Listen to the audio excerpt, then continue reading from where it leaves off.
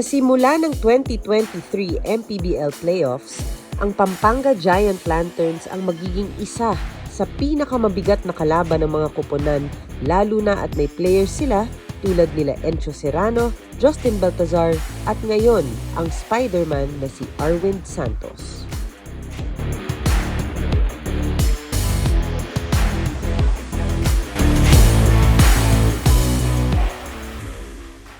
No further introduction, ang nag-iisang Spider-Man, Arwind Santos.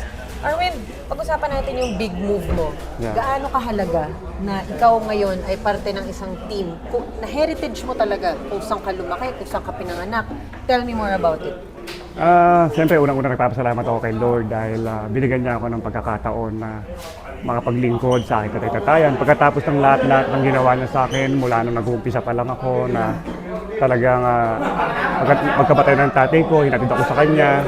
Sobrang hindi nagkamali ang Panginoon na dalhin ako sa tamang tao at walang iba kundi si Tatay Delta yon, si Governor. Kaya ngayon, kasama ko ang mga, naaalala ko yung time na inalagaan niya ako. Nung 17 years old pa lang ako, nagsisimula ako. Talagang hindi niya ako Ilan taon pinabayaan. ka na ngayon? 42. Okay. Talagang hindi niya ako pinabayaan. Tapos, sobrang itong pagkakataon na to, masayang-masaya ako na kahit sa ganitong bagay, may balik ko ang aking pasasalamat at utang na loob kahit papaano. At siyempre, sa mga players din niya, mapakita ko sa kanya na ang isang player na ilagaan ni Governor Del Pineda na hindi kailanman magbabago.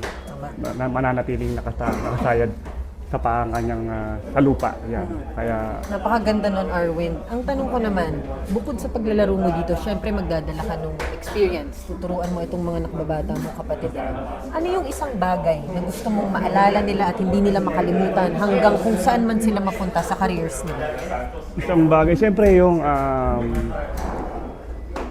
una-una yung disiplina. Tapos yung pagmamahal nila sa sarili, sa katawan. Kasi kahit gaano ka kagaling kung di mo aalagaan ang sarili mo, hindi mo rin mararating ang gusto mong marating. Ang kondisyon. Yes, dapat lagi kang in-shape, wala kang bisyo, hindi ka nagpupuyat, wala kang droga, wala kang ganon. Kasi ako hindi talaga ako nagbibisyo, hindi ako umiinom.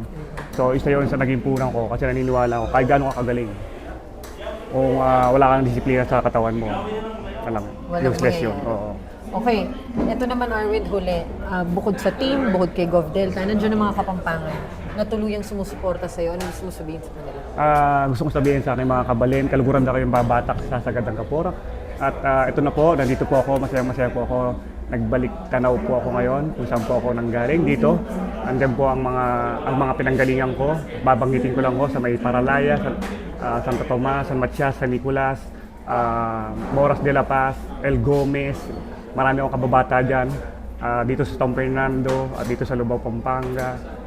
Lahat po, alam niyo naman na kaya po ako nandito ngayon para makapaglingkod po sa inyo. Kaya sana po, wag po kayong ihinto, suportahan po ang ating mga kabalin, ang Pampanga Lanterns. Mabuhay po tayong lahat. God bless po. Para sa inyo po ito. Maraming salamat, Arwind. Thank you so much. Thank you. Kasama ko ngayon ang isa sa stars ng Pampanga Giant Lanterns, si Encho Serrano. Encho, sa lahat ng napuntahan mo sa career mo, bakit mo nag-desisyon ng bumalik dito sa Pampanga at maglaro para kay Gov Delta Pineda? Siyempre, unang-una, sobrang the best kasi si boss. Madami akong utang na loob sa kanya. Yung tulungan niya lang yung pamilya ko, siyempre sobrang saya ko na. And yun lang, gusto ko lang bumawi sa kanya sa lahat ng tulong niya sa akin. And yun lang, tsaka yung suporta ng mga Kapampangan sa amin, kita naman natin na lagi silang andyan para sa amin. Kaya sobrang sarap maglaro. Para sa playoffs na to, Encho, ano talaga yung pinaghandaan mo? Saan ka nagpa-kondisyon? Saan ka nag-focus? Siguro mas nag-focus kami ngayon dun sa mga bago namin play and bago namin defense. So far hindi pa namin na-apply pero pag yun din, kasama yun sa process namin ngayon na kailangan namin mag-adjust kasi hindi lang pwedeng magbara-bara kami kasi lahat ng mga kalaban namin dito magagaling na. So dapat yung sistema namin talagang stick kami and walang naliligaw sa amin and yun lang, trabahuin pa namin yun kasi madami pang pagkukulang and yun nga, talagang tatrabahuin namin yung mga bagong plays namin. Last na, Encho, sino sa tingin mo ang pinaka magiging matinding kalaban nyo sa North? Siyempre, alam naman natin yun, hindi ko nababanggitin pero alam niyo na yun. Okay, maraming salamat, Encho. Thank you, thank you. Kasama ko ang isang mukhang mag-MVP this season na si Justin Baltazar. Balti, marami ka na rin nagawa sa career mo, no? Anong isang bagay kung bakit ka nagdesisyon magstay dito sa Pampanga at maglaro para kay Governor Delta Pineda?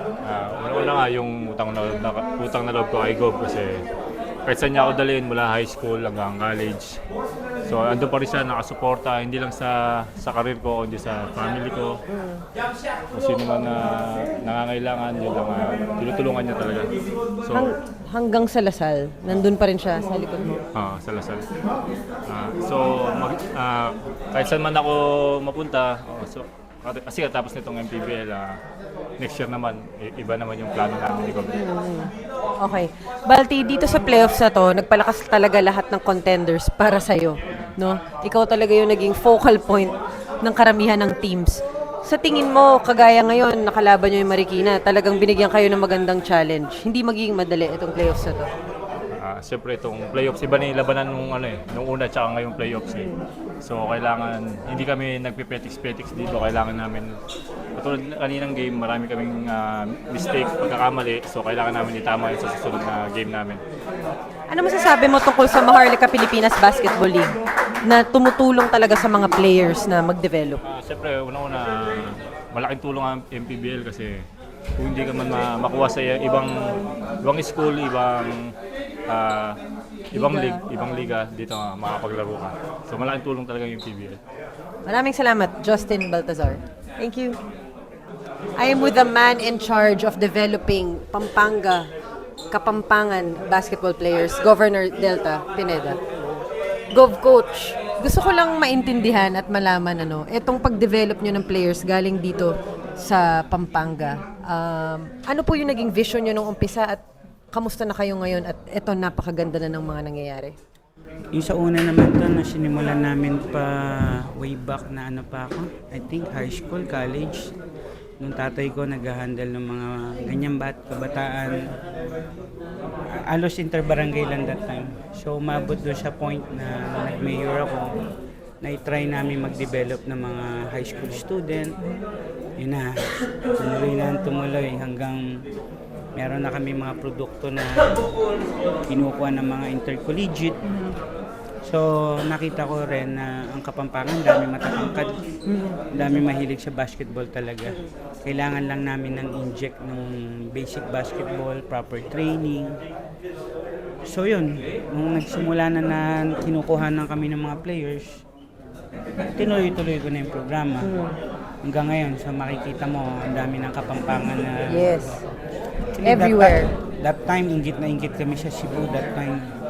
Kasi pag sinabi ng mga magagaling na player, dami sumisikat Cebu. So sabi ko, tingin ko kakayanin namin Pampanga. Kaya din, yes. Gov, and speaking of developing players, isa na nga si Arwin Santos sa naging napakagandang produkto mo, Gov, Anong masasabi mo na sa lahat ng nangyari sa kanya, sa career niya, ngayon ay pinili niyang mapasama sa Pampanga Giant Lanterns? Unang-una, syempre nagpapasalamat ako. After nung career niya, binalikan niya tong mga Kapampangan, tong probinsya para bigyan ng saya. At yun lang makita ko na pagbalik niya at magbigay ng respeto sa probinsya, ang laking bagay niya. Ano naman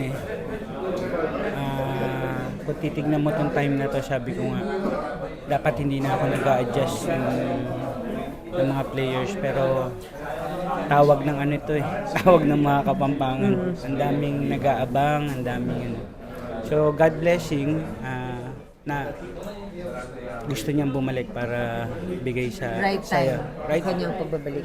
right time. Yes. Last na, Gov, anong gusto mo sabihin dun sa mga aspirants na mga Kapampangan? Sigurado ko marami dyan ang nangangarap na mahawakan nyo isang araw. Anong gusto mo sabihin sa kanila? Basta po, yung mga kabataan na gusto sa training dito sa Delta Camp natin, punta lang po kayo rito. At wala naman ho kayong gastos libre naman to.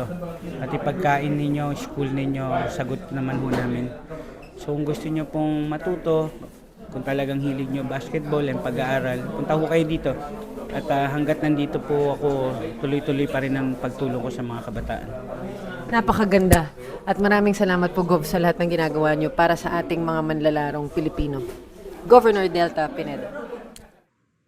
Sa lahat ng naging achievements ng players ni Governor Delta Pineda sa kanyang Delta Camp, lalo na sa paglalaro sa mga respetadong liga sa bansa, patuloy niyang pinaaalala sa kanila na ang pagiging mapagkumbaba ang pinaka-importanteng isa-isip nila kahit saan man sila makarating.